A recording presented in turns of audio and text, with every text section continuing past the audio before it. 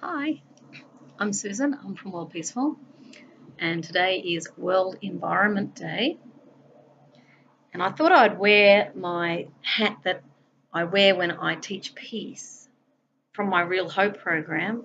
So, Real Hope is responsibility, empathy, awareness, love, honesty, oneness, peace, enjoyment, and service. So, this is to do with oneness, this hat.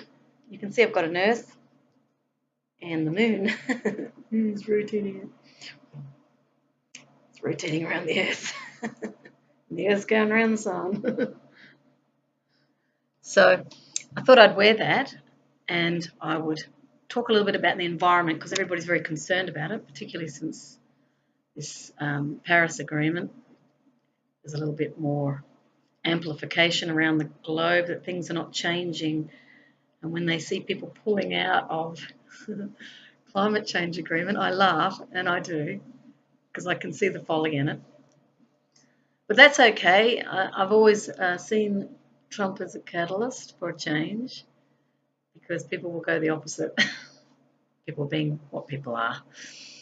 So it's not to fear. And what I've often said to people is it's really not about world leaders, it's about you.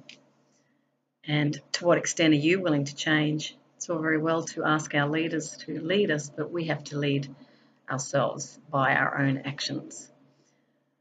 Change will happen when we change within ourselves. And what I'm trying to communicate to the world, and others are too, this it's not just my idea, is that until you change inwardly, you will not change outwardly. That notion I am really starting to understand very deeply, experientially. What I mean in my experience, I'm getting it. It's a lot different from a theoretical or a conceptual or a romanticized notion of, oh yeah, I'll just sit and meditate and the world will change. Nothing wrong with sitting and meditating and the world changing. But what I'm realizing with real eyes is it has to be a real shift within. It can't just be, faking it till you make it. When you have the shift and you actually start to recognize that all resolution occurs within oneself, that changes everything. Lately, I'm having these realizations. It's very fun and very exciting because I'm really clearly getting a sense of knowing. It's not a belief. So I thought in celebration of World Environment Day, we will go to John Seed. He's an Australian and a remarkable man. Just before I go to the blog that I wrote on him, one of my friends today said something very funny. She goes, it's environmental, mental. So the environmental debate is mental, meaning it's in the mind. You could also argue to some extent that there's a lot of insanity going on in that we're so out of alignment with who we are and we're just so confused. People are still continuing on with business as usual and not really addressing the real deep changes that have to be made if we're to recalibrate with Earth systems, given our true nature is the natural order. We are not separate from nature, even though we sit in houses and we think nature's out there, not here. Well, no, our human being is from nature. So let's go to John Seed. He's a fascinating guy. I'm going to read the first blog, and I've got a second blog I want to read straight after it, which is to do with deep ecology. Very, very important subject. It also links to Indigenous awareness, where they really were the masters of homeostasis with the planet. The Indigenous people here in Australia, more than 40,000 years, probably 50,000 years, living in harmony with the planet. They were not building lots of houses, highways, flying around in planes. They were actually living very simple lives, very tuned in to the planet with extraordinarily oral knowledge and song lines where they were virtually singing the harmonies of the natural order as they became one with the planet. And that's what happens when you're in relationship with the planet. Those of us who are living Western style lives or even tribal, tribal village lives to some degree.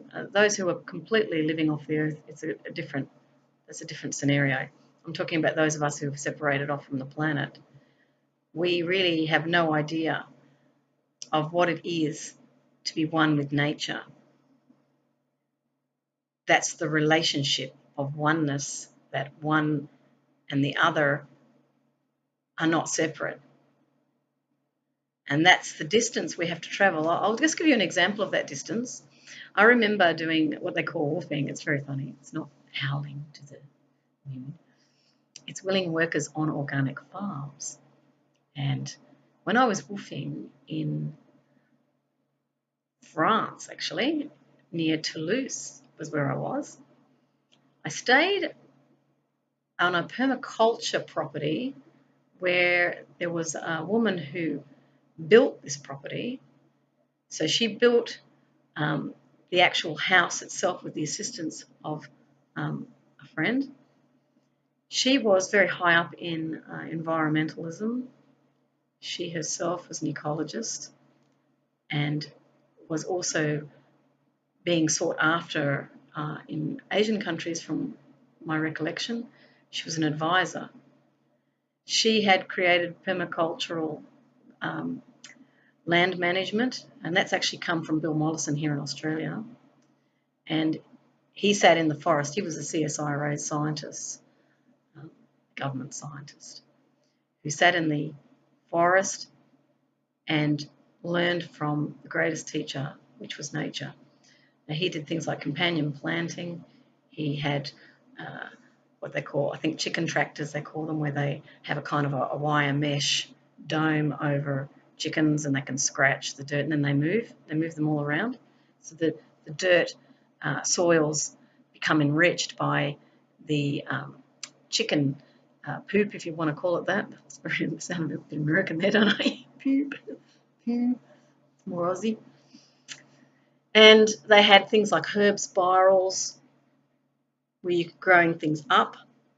Certainly they would have used swales, so terraced type farming methods, so the water is seeping slowly in. And, a really very deep understanding of plant husbandry, I would call it, I suppose, where they companion plant and they use nature's harmony in order to plant things near each other. So he developed, I remember, in Tyalgum, northern New South Wales, because I went there, they had food forests. It took them about 10 years to develop the food forest, but once you've developed it, it's there and you can eat from that food forest. And this is better than going to the supermarket. Well, the supermarkets won't want to hear that, but you know what? That's where we're going. We're going to become more self-sufficient. That actually has to happen, and it will. So let's go to John Seed. He's an amazing guy. So I'll read you from my blog. You can go to his website, and I'm just going to check that it's still there. http://johnseed.net. Now I'll just see if that's working. I'm just going to check it on the net to make sure it's up to date. And then we'll go back to good old John. Still thinking. It's a bit slow tonight. That's okay. I'll just let it think. Oh, here it comes. Yeah, it's still there. Still there. He's wonderful. He would be a world expert, definitely. So let's go back to my blog. John Seed, I believe I met in Canberra. I actually do remember meeting him in Canberra. He was giving a talk.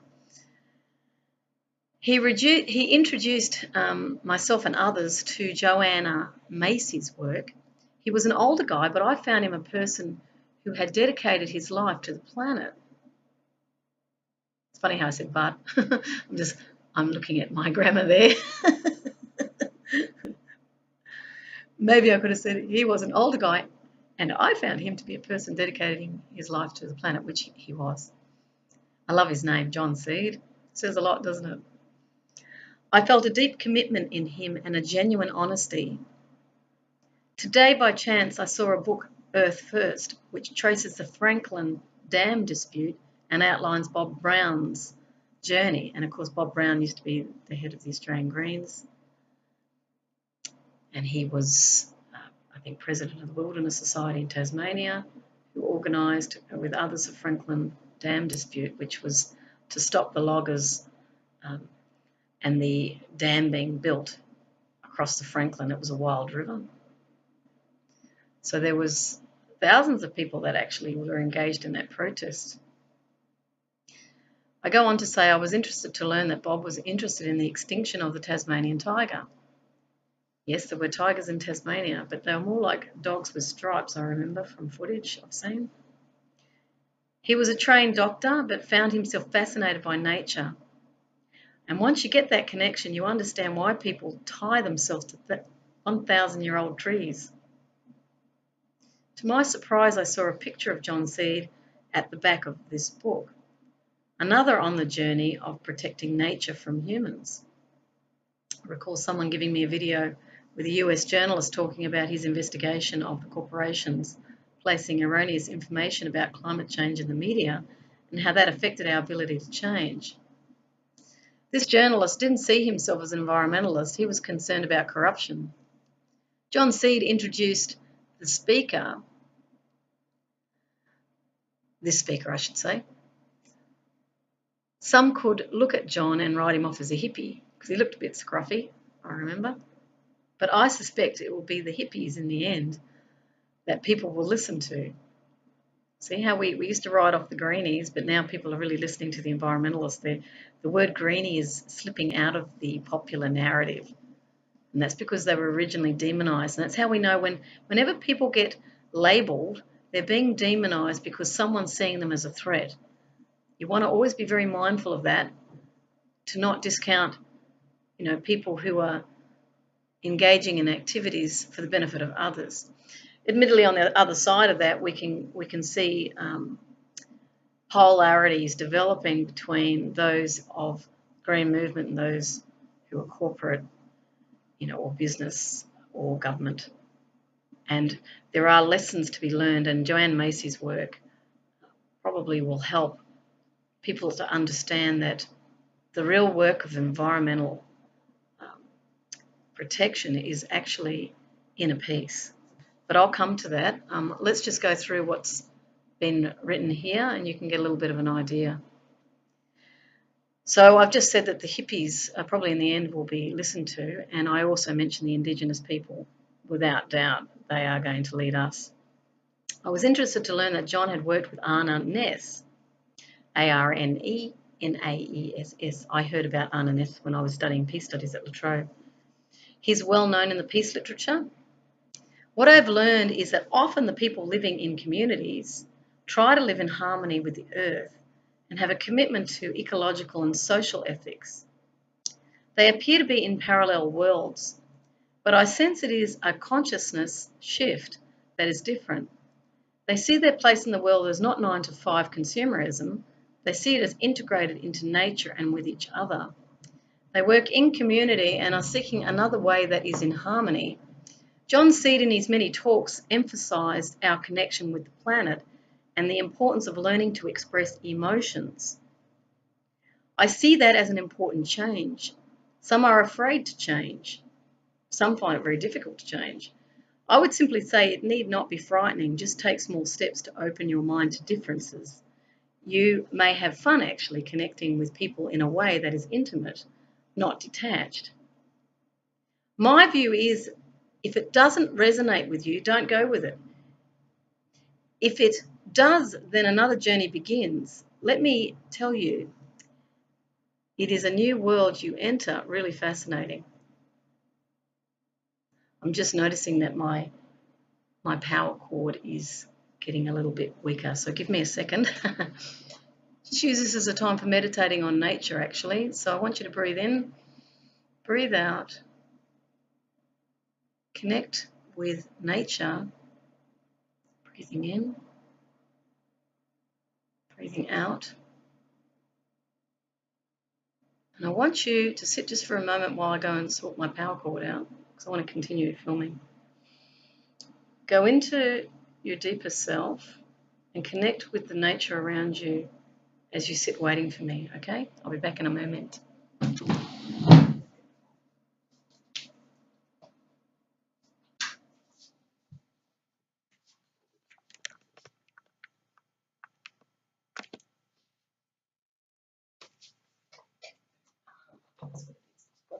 Found it.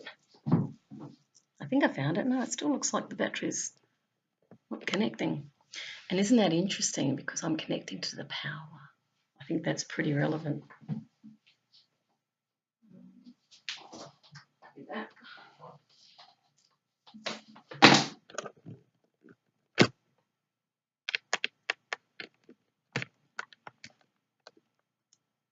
That's very interesting.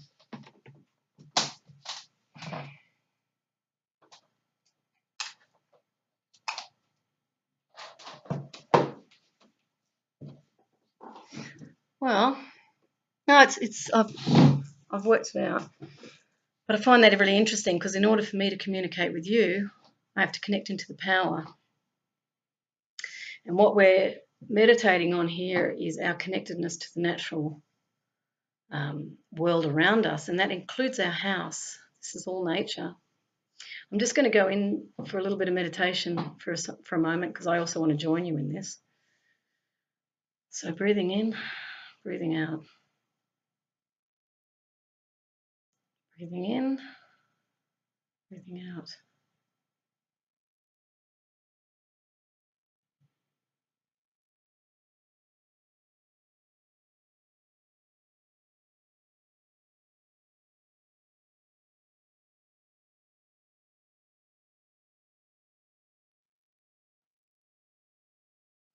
I'll just sort of say what comes to my mind through just a very brief stillness. I went straight to Uluru, which is Ayers Rock, some may know it as. And I remembered sitting on the ground under a tree, connecting with nature there. I found myself connecting with the Indigenous people, and I felt a deep peace. Now, this is what is meant by my comment about environmentalists connecting to inner peace. See, it's not about fighting the other, it's about reconnecting to nature, the nature within. Because you can't connect to something unless you feel it. We can get analytical. I mean, I was going to go and do an environmental degree at Griffith Uni, but I ended up getting inspired at the time to leave Brisbane and actually go around Australia. I had a very strong inspiration to do that, and I felt at the time, and this might sound a bit out there, and it will, I remember having a feeling, it was around 2 or 3 in the morning, of Indigenous people in Arnhem Land. I have no idea what that meant, but I just remember having this awareness. And with that came a decision to travel Australia. The purpose of my trip was to teach peace and sustainability in schools as a clown, a world peace clowner, my oneness hat on. So what I'm trying to reflect here is that I went inward and then it guided me on what I was to do. Now, I talk about that and it does sound mystical, but we're all really tapping inwardly. If you suddenly get, I'm going to be a financial broker, or you get a sudden inspiration, I'm going to do dancing, it's the same thing. It just sounds more mystical because I'm talking about the environment and inner peace, but in actual fact, it's not. We're all doing it. It's just I'm very aware of it. So my meditation sort of connected me in that way. It's not a conceptual thing, this deep ecology, this deep connectedness to nature. So I'm just going to read on. He talks a lot about integration and the way of harmony. In the peace area, of course, if you look at the mystics, the philosophers, they're all talking about harmony. So this is where the recalibration happens with nature, is through harmony. Harmonics is sound, harmony, so vibration. It's very interesting. There's a lot to all this. So what I've learned is that often the people living in communities try to live in harmony with the earth and have a commitment to these ethics. That's what I was saying. So this is a different world. John Seed, in his many talks, emphasised our connection with the planet and the importance of learning to express emotions. And I see that as an important change. Some are afraid to change. I would say it need not be frightening, which I mentioned before. Just take small steps to open your mind to differences. You may have fun actually connecting with people in a way that is intimate, not detached. I've repeated that, but maybe that's a good thing, because the detachment is this conceptualization of nature. We don't want that. We want intimacy, which is integration. Into me and see, people say. In other words, no walls, visibility, naturalness. We're not hiding because we fear being judged or revealing ourselves feeling humiliated, which is what we've all been taught. We've been shamed as children to shut off things that are too spontaneous or, you know, really saying what we think. We tend to try and we think harmony is actually just making the peace and doing what everybody wants. It's actually not making peace at all. It's denying who you are, and that's where you disconnect from the natural world. So that's why this integration with peace and ecology is one and the same thing. It's a natural flow. And when you're flowing with your true nature, you feel happy. When you're happy, you don't need to buy things to make you happy. Do you see? And that's how we recalibrate with nature, where need equals want. In the economic system, we fabricate and manufacture wants, not needs. The needs are your basic needs, you know, food, water, shelter, that type of thing. The wants are, I need a really nice car. We say need, but we don't. I need a, you know, a Porsche or a Mercedes, or I need a really big house, or I need to buy, in Australia would say, an IKEA couch, or use a brand name to say that you need it in order for people to think that you're successful and like you, because what you're really seeking is love.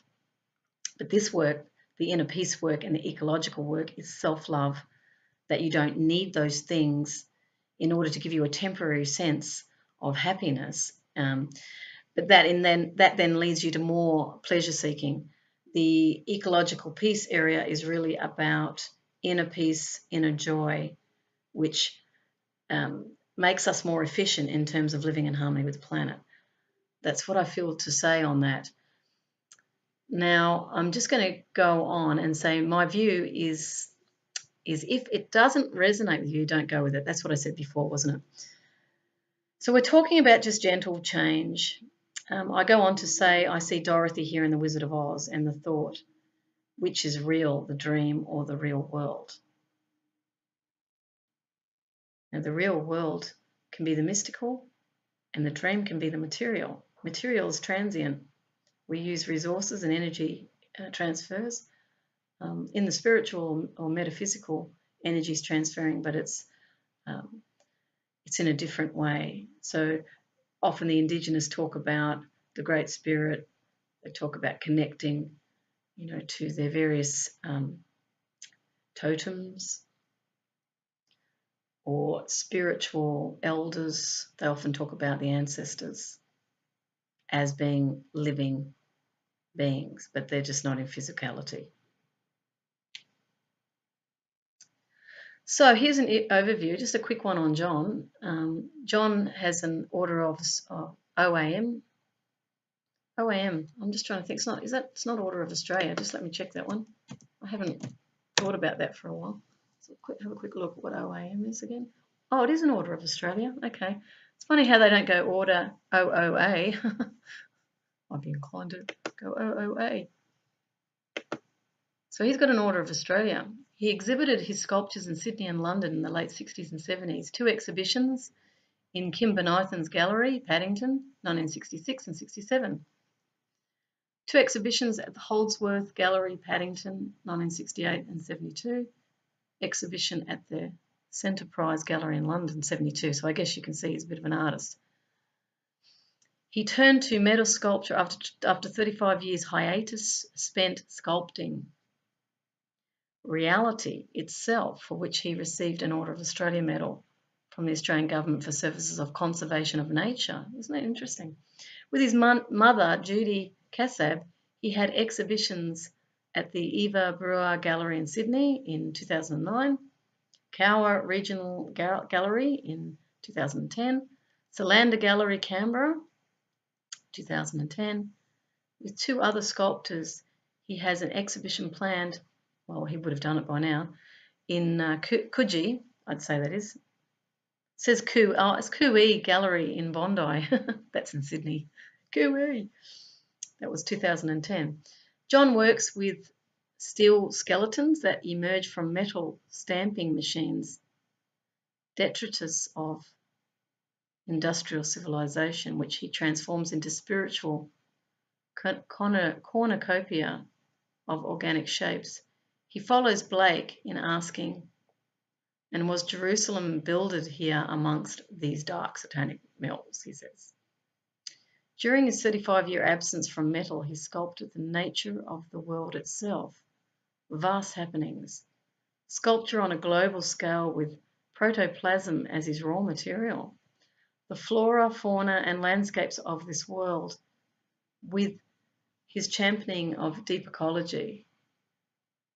He sculpted the very stuff of consciousness itself. He's a very interesting guy. I'm going to add something in here. I recall being offered a job to commercialise scientific innovations, I'm just trying to think of the word, inventions for a large government scientific organisation. So I was a marketer and I was being asked to join this organisation to market these scientific products, I guess you could call them, given it's being commercialised now.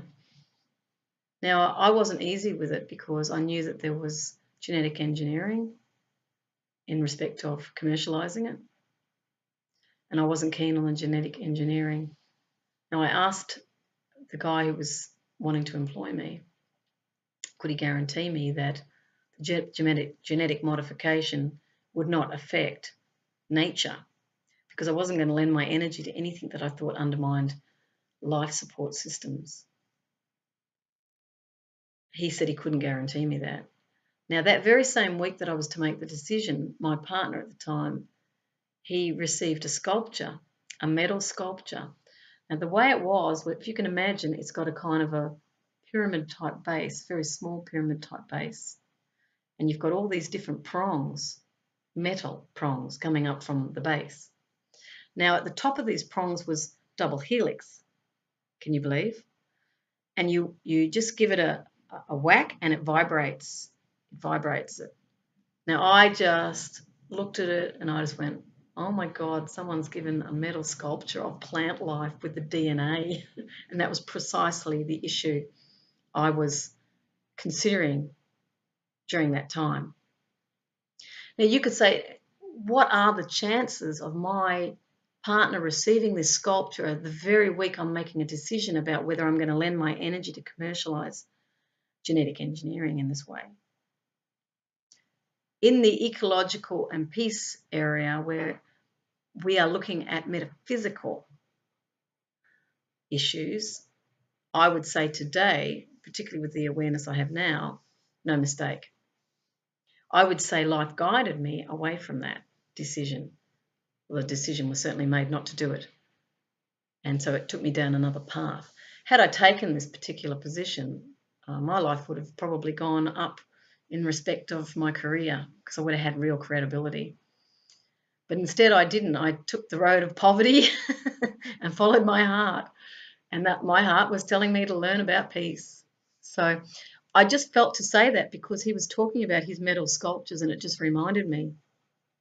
And the consciousness aspect of this was myself being aware that I was being sent, in a sense, a message to not go down that path. And I don't mind how people regard what I've just said. I know in my own self that that was my truth. I know that was the truth of it. So he's also worked, this is John Seed, in the protection of New South Wales subtropical rainforests from 79 to 81. Tasmania's temperate rainforest in 82 to 83. Queensland's tropical rainforest, 85 to 86. This is 1985 to 1986. A record of this period may be found in Earth First, the hour-long film he produced for ABC TV in 1986 starring Jack Thompson.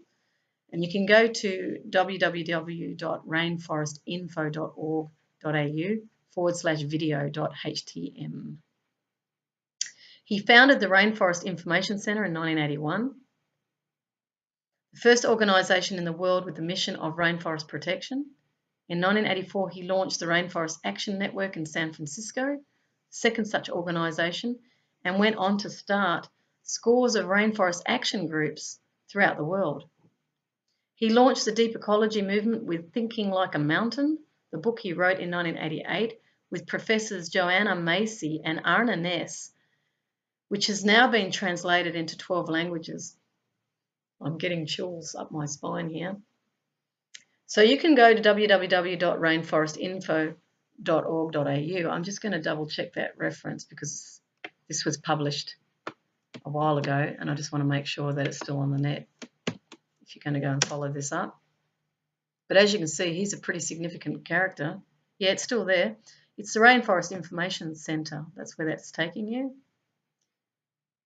He talks about deep ecology, Dharma Gaya, the World Rainforest Report, unconventional gas and coal, save Cambodia's rainforests, and so on and so forth. So let's go back to the blog. He was funded by the Australian Government Aid Agency to initiate a series of conservation projects in Ecuador in the 1990s. For example, the 12,000 hectare Los Cedros Plateau was saved from colonisation and remains a rainforest scientific reserve as a result of one of these 9 projects.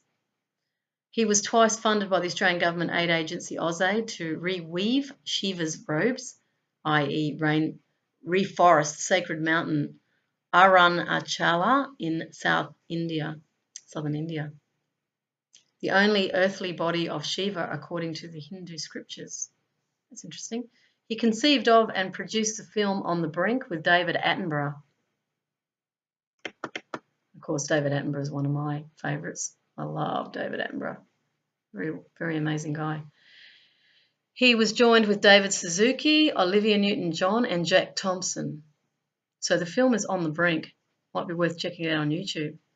He timed to coincide with the 2003 New South Wales state elections. The roadshow featuring this film travelled to over 100 cities and towns around New South Wales in the 3 months prior to the elections, was viewed by over 8,000 people, whom then wrote to the Premier asking for the protection of 65,000 hectares of old growth forests in northeastern New South Wales. I just had a thought about Trump then. Maybe if you're in the United States, you might want to start creating. Well, he's called them, these forest groups that he's started, which is a terrific idea. Maybe you could do environmental. Let me think. Climate change groups. I know Al Gore's sending out people around the world to talk about inconvenient truth. He did that. As he came to Australia, people were joining his group as well. So it's very, very interesting. People power can do a lot of good. Yeah, I love that. I love that he did that. So 2 weeks before the elections, people were really getting onto it. And the Premier made a promise, apparently. Doesn't necessarily mean much. I don't know. I'd have to check out whether he actually carried it forward. Oh, yeah, he did. Apparently 2 months later, these were added to the national parks. It's probably because David Attenborough and David Suzuki and Olivia Newton-John, Jack Thompson, these are famous people. So that just shows you people who are famous can also do a lot of good. Dispersed over $500,000, a few hundred to a few $1,000s at a time to hundreds of groups and individuals around the world working on cutting-edge nature conservation projects and campaigns. In 2006, he launched the Climate Change, Despair and Empowerment Roadshow. I actually saw the video of that. which he took around the United States, Canada and Australia. In 2009, he returned to sculpting in steel alongside launching a campaign to protect the largest remaining population of wild Asian elephants in Asia, which succeeded in November of that year. In the course of the campaign, he produced a film clip, Long Live the Elephants. That's on YouTube, by the way. You can check that out, Long Live the Elephants. In 2010, alongside making sculpture for exhibitions at the Carew Regional Gallery and Solander Gallery in Canberra, he worked to protect Niyamgiri, another sacred mountain in India. So isn't he interesting? John C., that's his real name, by the way. That's not just a play on words. You know, some people are born into this world to do great things, and certainly John is one of them. And he's a very humble guy. I remember him. I liked him, and I've been in touch with him before. I actually interviewed him for my radio program, Bridges to Peace. So I'm just moving now to the second blog, and this was published 18th of February 2012. And it's called John Seed, The Value of Eco-Philosophy. And this is where it gets really fascinating. The seed being planted here is that we are one with nature. This is the real synthesis of humanity and ecology, Gaia. This is the way in which we deeply integrate with what is natural within us, and naturally we harmonize with the planet. That's how this works. When you love yourself, you love the world. So these are my words. Indeed, eco-philosophy is the philosophy of love. What is love? It is a glue that binds the world. It is a way of seeing where I see myself in the other, and indeed I see myself as the planet. When I walk past trees, I touch them and I see them as alive. I don't see commodities. I feel harmony with the natural world. The same goes for clouds, ancient rocks, wildlife. It seems my whole world view has changed. That is very true. When I travelled around Australia, I had to laugh. I say to people jokingly, I had rocks in my head. But that's because when I went past the very large rocks anywhere, I felt drawn to them. It was amazing. I really felt it. Uluru is a massive 10-kilometre rock. I'm not really good on the, just trying to figure out the word, the geology. I'm not a geologist myself, so I can't tell you what type of rock these things are, but I felt the energy in them. That's what became really evident for me. And when I travelled the world, I picked up a lot of stones from sacred sites, and I just felt the energy in them. And what I came to realise in time, that there's consciousness permeating everything. And I'm sure John C. would agree with that, given his philosophical position. So in other words, things are alive. They're not just inanimate objects that we exploit as resources, which economics will regard as, and they would need to regard it in that way in order to exploit that resource. If you imbue things with a sacredness, which often has been poo-hooed by, you know, the corporate world, because they see it as woo-woo and out there. But that's because they're deeply disconnected from the natural environment. They've separated themselves. They're in buildings, they're in air conditioning, they're driving around. They're not stopping and really sensing the natural world. Let's say go on a sort of a significant trip. I think Richard Branson's probably one of the few who, you know, he's travelled the world in a hot air balloon, and he's an adventurer, and I think he really connects with nature himself. So from the corporate position, I can understand why they see it as idealism or unreal, because they themselves don't feel it. So there's an honesty in that perspective. However, the other perspective is real, and those of us who are deeply connecting with nature know it's alive on many levels. There's an aliveness in it. So my worldview has changed. It is a quantum leap that I've made as I've ventured out into the world. So do not expect others to understand. The key is that you do. We cannot change the world. It's only ourselves that we change. And also peace would ensure that, because we're not here to force change. This is what the whole problem with conflict is around the world, is we're all trying to force people into worldviews, and we can't. For me, I love the planet daily. When I travel around the country, I felt the call by nature, which is what I've just told you. I picked up rocks of all shapes and sizes and found myself resonating with how ancient this land is here in Australia. It's incredible. That I had only been here a second compared to ecological time, that I had no training in what the land was. I've never learned how to depend on the land for my food or shelter as I go to the supermarket or shops for that. I realised I was totally detached from the reality of the planet, as my world has been shrouded by conveniences to keep nature at bay. I realise today that I must learn about nature, for indeed it is in the learning about my true self that there's that connection. I'm not an analyst or economist or even a clown. I've got ha-ha. I'm a human being. So this becomes of interest to me today. What does it mean? It was interesting today. I went to a market. I met with one woman and one guy. The woman and I spoke, and she informed me that she felt the world is changing. She just knows it. She said, it's not about the money. We are here for people. She saw such a beauty in this life. We found ourselves enter a world of like mind, and she said to me, I love working at the market as I meet people like you. I said, I feel the same. It is nice to know more people are seeing the changes. We shook hands warmly. I met a fellow traveller. That for me is the signpost on my path, confirming I'm heading in the right direction. This happens to me a lot, by the way. I often randomly meet people who are of a similar mindset. I'm not looking for them. We just bump into each other. And again, no mistake. John Seed is a man dedicated to living in harmony with the planet.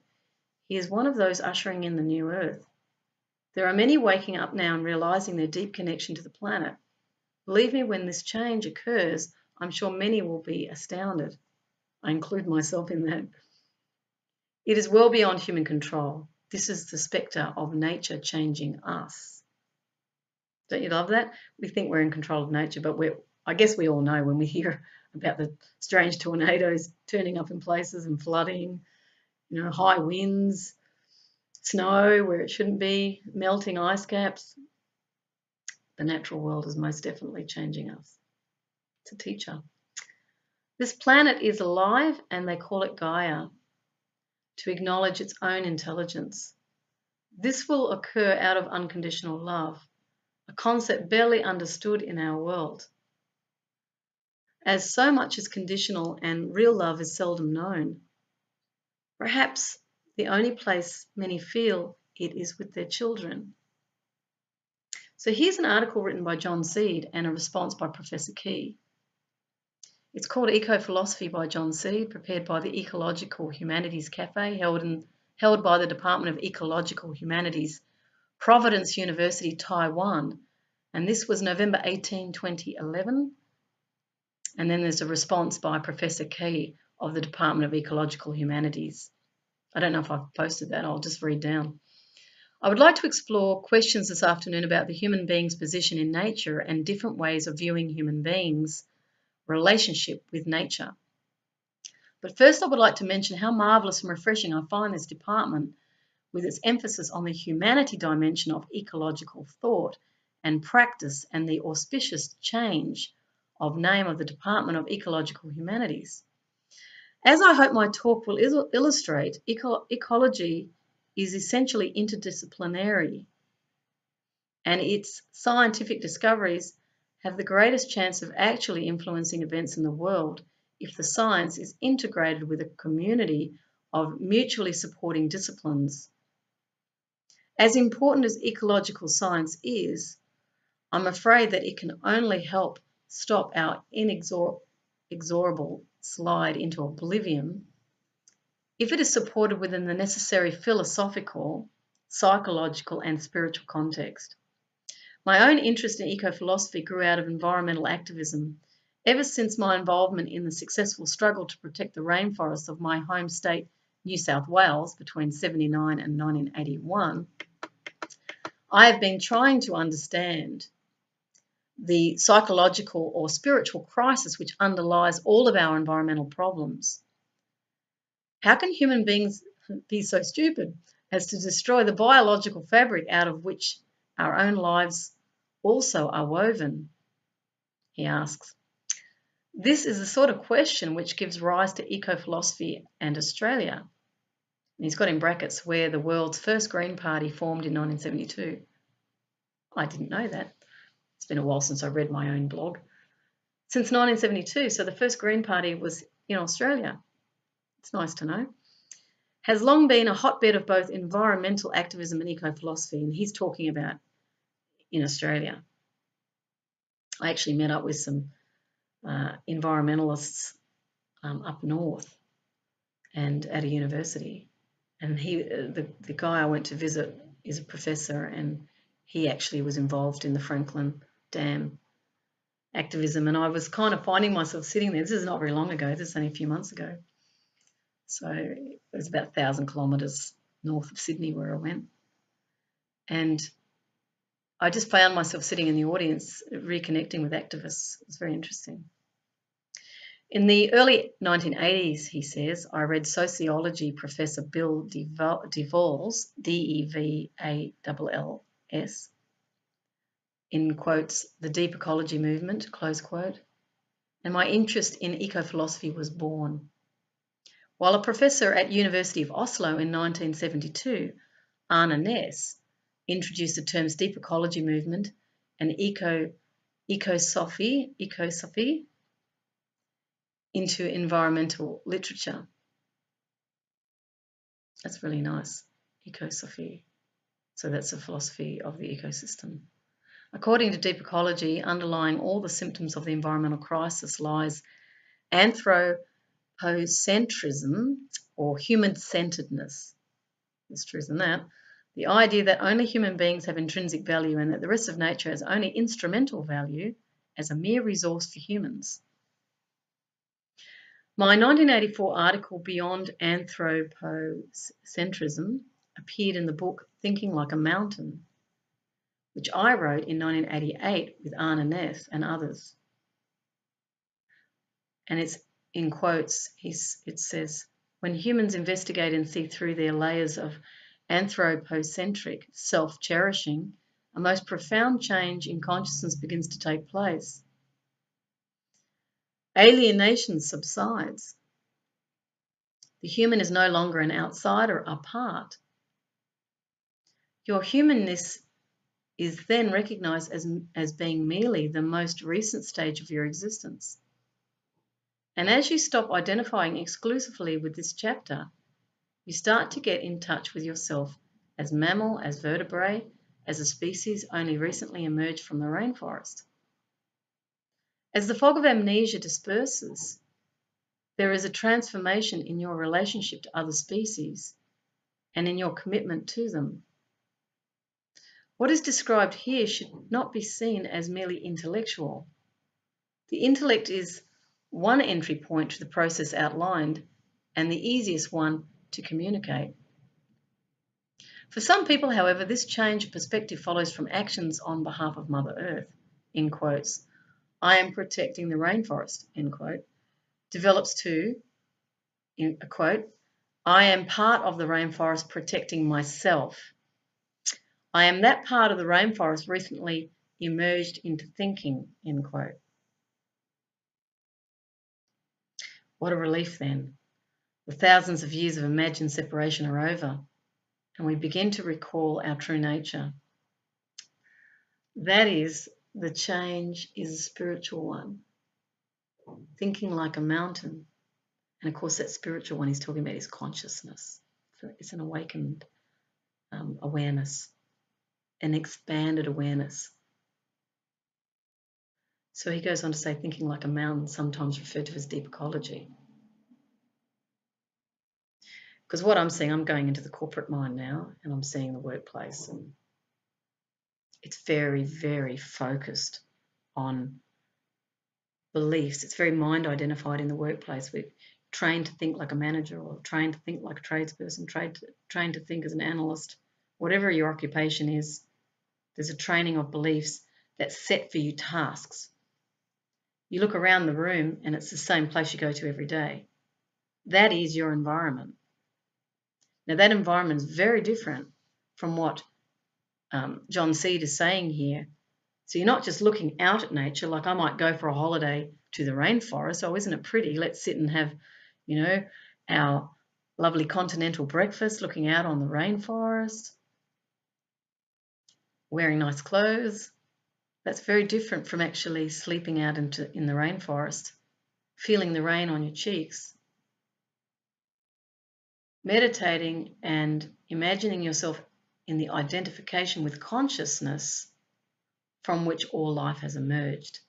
And as John was saying, he was saying the human being emerging out of the rainforest and being aware of that there is the vertebrates and there's a history that we've come from.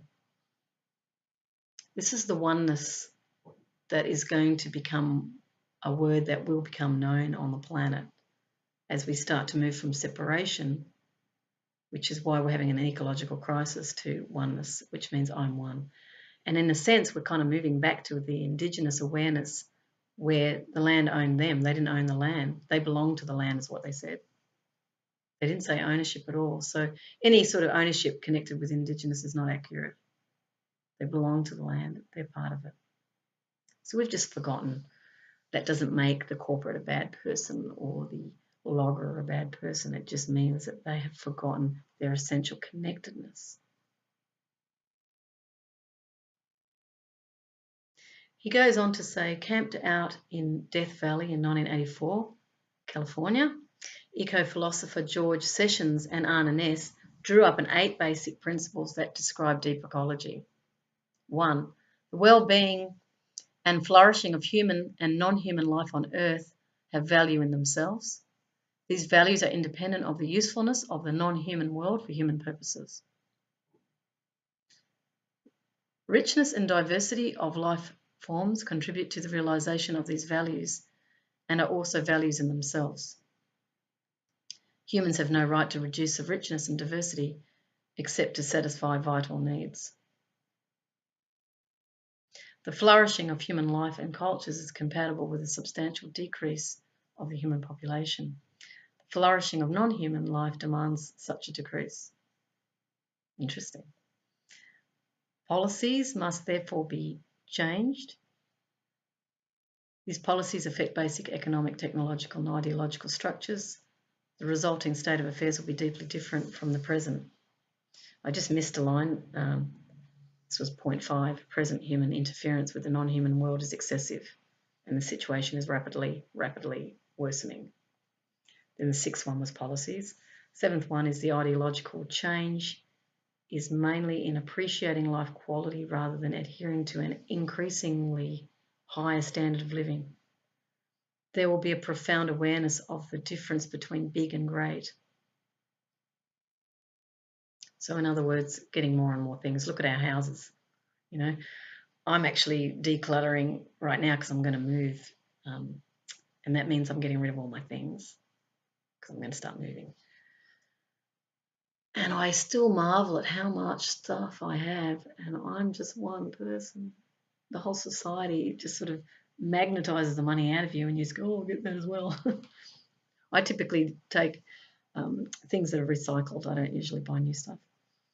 So 8 is those who subscribe to the foregoing points have an obligation directly and indirectly to try to implement the necessary change.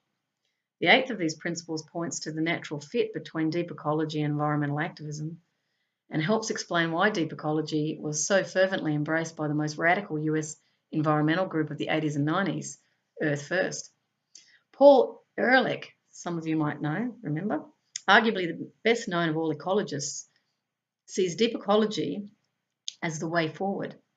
And it's quoted, "The main hope for changing humanity's present course may lie in the development of a worldview drawn partly from ecological principles, in the so-called deep ecology movement. The term deep ecology was coined in 1972 by Oneness of the University of Oslo to contrast with the fight against pollution and resource depletion in developed countries, which he called shallow ecology. The deep ecology movement thinks today's human thought patterns and social organisations are inadequate to deal with the population resource environmental crisis, a view with which I tend to agree. Within the movement, disagreement abounds, but most of its adherents favour a much less anthropocentric, human-centred, more egalitarian world with greater emphasis on empathy and less on scientific rationality. I would definitely concur with that. I won't go into which points I was reflecting on as I was reading down, but I was sensing division arising in some of the statements. And with that, I saw a movement away from the oneness. That's just my opinion. However, they're essential foundation for ecological peace and human peace, and you could say sustainability of the planet, that at last, that continues, is founded in a realization of ecological principles and deep ecology. So the interface between the human and natural systems based on nature. That's the way I interpret. The empathy from the peace perspective is absolutely essential. We don't have bullying and we don't have wars if there's empathy. You can only do these things by detaching. And that detachment is a separation which mirrors the separation we're having with nature. We're not feeling it. That's why we destroy it. So if you're wondering why the world's being destroyed and people aren't caring, it's because they're actually innocently detached. And it's come through their belief system and education system, and the fact that they're not growing up embedded within nature and being taught how to be one with it, how to belong to it, as the Indigenous did. So he goes on to say, I'm convinced that such quasi-religious movement, one concerned with the need to change the values that now govern much of human activity, is essential to our persistence, to the persistence of our civilization, end quote. Physicist and best-selling author Fritjof Capra also sees deep ecology as the way forward. I read his book, it was great. He's a physicist. The new vision of reality is an ecological vision in a sense which goes far beyond the immediate concerns with environmental protection. To emphasize this deeper meaning of ecology, philosophers and scientists have begun to make a distinction between deep ecology and shallow environmentalism. Whereas shallow environmentalism is concerned with more efficient control and management of the natural environment for the benefit of man, the deep ecology movement recognises the ecological balance will require profound changes in our perception of the role of human beings in the planetary ecosystem. And I just got the word species system. That's a spiritual term. In short, it will require a new philosophical and religious basis. I'm just going to throw in an opinion here. I dropped the word religious. That tends to work with ideology. I'm just reflecting. This essential oneness is actually returning to our true nature, which sees everything as interconnected. And certainly it's not hard to imagine that when you think of the interconnections with nature. The energy flows throughout nature. The connectedness of species, of flora and fauna, microbes, bacteria. The tipping point species, where if you take out a certain species that's considered a key species, like the cassowary apparently is one of those keystone species. If you take it out, it has massive knock-on effects of extinction rates with other species. So this is a highly defined and refined system over 4 billion years. It has built within the genetics adaptation, functionality and sustainability. It's already built in through its genetic blueprint, which enables, what's the word I'm looking for? Just trying to think.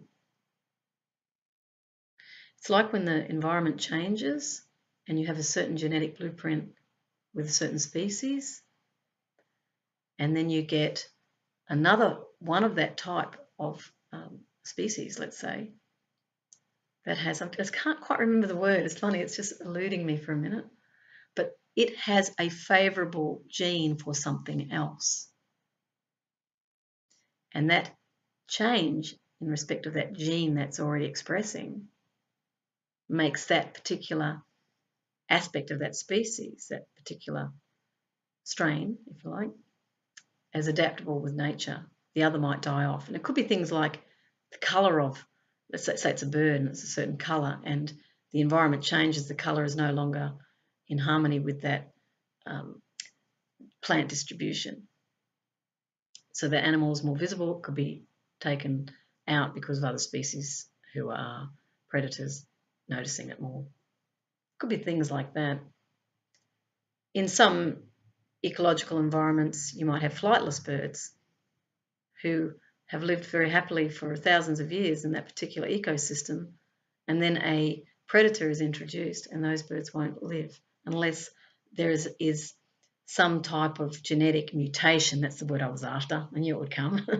Unless there is a mutation where one of its species can fly. You understand what I mean? So nature is very flexible. It's amazing. That was just my comment. So let's go on. Deep ecology is supported by modern science and in particular by a new systems approach, but it is rooted in a perception of reality that goes beyond the scientific framework to an intuitive awareness of the oneness of all life, the interdependence of its multiple manifestations and its cycles of change and transformation, which mirror our own. I'm just adding that in. When the concept of the human spirit is understood in this sense, as the mode of consciousness in which the individual feels connected to the cosmos as a whole, it becomes clear that ecological awareness is truly spiritual. Indeed, the idea of the individual being linked to the cosmos is expressed in the Latin root of the word religion. Oh, okay. Religigere, to bind strongly. Okay, now I know why he used the words new philosophical and religious basis. He's not using it as a religion, he's using it as a Latin root word. Religere, to bind strongly, as well as the Sanskrit yoga, which means union. That's the word yoga in Sanskrit, means union. I'm proud to say that Australia has remained a powerful source of cutting-edge eco-philosophical thought, represented by the likes of the late Val Plumwood, Freya Matthews, author of Ecological Self, and Patsy Hallen. Good to see the girls in there. In 1996, together with these three eco-feminist deep ecologists, I started a movement called Earth Philosophies Australia, which met regularly in the forest wilderness in different parts of Australia until Plumwood's death in 2008. A radio journalist who participated in one of these events later wrote, I entered the forest searching for reconciliation between my former life as an athlete and my present life as a journalist, between life outside and life indoors, between nature and culture. I met a man who plays clarinet in a duet with a bird. You must hear it to believe it, she says. I met a woman death-rolled 3 times by a crocodile, whoa, who escaped to reconsider the philosophy of being prey. Man, I have to make a comment there. Can you imagine? Because what the crocodiles do is they're very clever. I was told this by a guy who's very switched on, because I said I was going up to the Northern Territory, and he said, if you have water, like you want to put water in a bucket, he said you need to put it on a rope, throw the bucket in, and then pull it out. Do not put your hand in with the bucket in the river. Because if there's crocodiles there, they actually watch you, and they might watch you for a few days. And then suddenly it'll just come up and go, grab you. So this poor woman was death rolled 3 times, and they death roll them. So what they'll do is you'll suffocate under the water, and then they just leave you to rot. Sounds horrible, sorry. But they prefer that. For them, that's a really yummy meal. So she obviously survived, and it awakened within her the philosophy of being prey. That's a pretty amazing moment. She goes on to say, in the forests of northern New South Wales, I discovered a philosophy lived through rather than despite the body. It's a story about our confusing relationship with our environment and about the terror and the extraordinary sensory richness that coexists at the heart of nature, end quote. Goes on to say the clarinet bird duet and much more may be heard in a 45-minute radio documentary she produced for ABC Radio National. You may read more about deep ecology and other eco-philosophies in the Encyclopedia of Earth or in Chris Johnston's What is Deep Ecology? You could also Google it on YouTube. Now, there is a response here, and what I'm going to do is I'm not going to read it all because it's too long. I'm going to post on this video the link to what I've just read to you, and you will also see the response from Dr. K of the Department of Ecological Humanities. So I'll leave that to you to follow up. I had a feeling I've done an hour, and that's probably enough. And if you've listened right through, I'm just feeling to say that you're probably going to commit yourself to this new ecological movement. You'd have to be still with me to want to do that, I feel. I didn't know I was going to talk for so long, but it just shows you how fascinating this work is. Today's World Environment Day, and I feel this is a timely moment to share John Seed's work and deep ecology with the world. It's certainly out there, and you can get far more expert portrayals of what this movement's about. I myself am going to learn it as well. I certainly am feeling the inspiration to follow up on this as well, because it really is about the oneness, and I'm working on that within a piece right now. In terms of our emotional pain, I'm going to throw this in just quickly at the end here, because it's very much in alignment with the ecological stuff. I'm reading Michael Brown. I'll show you. It's all the same thing, really. His book is The Presence Process. Michael Has Awakened, and Michael's a South African. He's an amazing guy. And all he's talking about is consciously connected breathing. So breathing like this.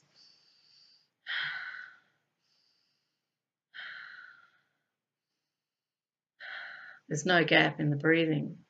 He had extreme pain and he disappeared it with the breathing alone. Now, the breathing is nature. This is another way of bringing peace and nature to the light. And what it does is it gets the brain out of the way. You stop thinking. It's the thinking that creates the separation, you see. And so people like Michael Brown are, I don't know if he's calling himself a teacher, because he's a very humble guy. He really just produced his book so people can awaken themselves. He's not seeking fame or anything. But he came to understand that as all emotional pain comes up, which is unintegrated pain, which is why we buy things, it's why we cling to relationships, it's why we feel not enough. We have all this emotional pain that's come from our childhood. He calls it unintegrated. Now, when the pain comes up as anger, as fear, as grief, what you do is you sit with the pain. You feel it. You don't run from it. You don't go and sedate yourself with drugs or alcohol or buying things to feel good. You sit with the pain. It's uncomfortable, but you sit with it. Now, what happens is you bring presence to the pain. Your consciousness is with the pain. That's the presence. That is, the consciousness permeates all nature. Now, interestingly enough, when you do this, pain goes. Now, this pain, everyone's carrying. Most people are suppressing it. Now, when we see detachment in men, this is the corporate and women, so forgive me the way I pause that, but I feel it's more predominant in males because their fathers have taught them to not show their feelings. I really do. It's certainly not a projection of blame. It's more one of what I've noticed is that the men suppress. And they suppress because they've been taught not to reveal this vulnerability, which is the feeling space. They can also be rejected by other men, and I've noticed men that have a high feminine in them, which is a nurturing side. Some men have the masculine, I call it, or the feminine masculine. Some women have the feminine. I'd be one of those, feminine, really feeling, receptive types, cry easily. That's me. I'm very feminine. And then you've got women that are the masculine, feminine, that are power. They're out there, you know, and they're working with tools. You know, I was just talking to a woman who's a mechanical engineer today, and she is a masculine feminine, and in a very slight body as a female, but she's actually masculine. So what I'm saying here is the pain gets suppressed and it gets diverted. We project it out into violence. That's why there's a lot of violence in the world, physical violence, because we're projecting our inner pain outward always. No one is ever causing your pain. They're triggering it. When they trigger it, something within you is unhealed. That's the way it is, and that is the truth of it. No one is doing anything to anybody. We're being triggered. And if you can resist or not resist, let's drop that word because it's actually about non-resistance. But if you cannot react to the other, but respond, but own your discomfort. This realization for me is really just been coming up in the last few weeks, but I'm integrating it right now. In the past, I understood it intellectually and it felt right, but in recent times, I'm actually integrating this awareness, and it's really powerful because I can see it now. So I just thought I'd introduce that. And on that note, I'm wishing you a very happy Environmental Day. I feel to say your happy destiny is unavoidable. Your work now is to come into harmony with your true nature and become authentic. Be who you really are. And that's when you will experience the greatest joy, and you will come into alignment with your purpose here on the planet. If you want to look over anything I've done, which is reflective of my purpose, go to www.worldpeacefull.com. And with that, I send you love, peace, and harmony with your true nature. Have fun. Bye.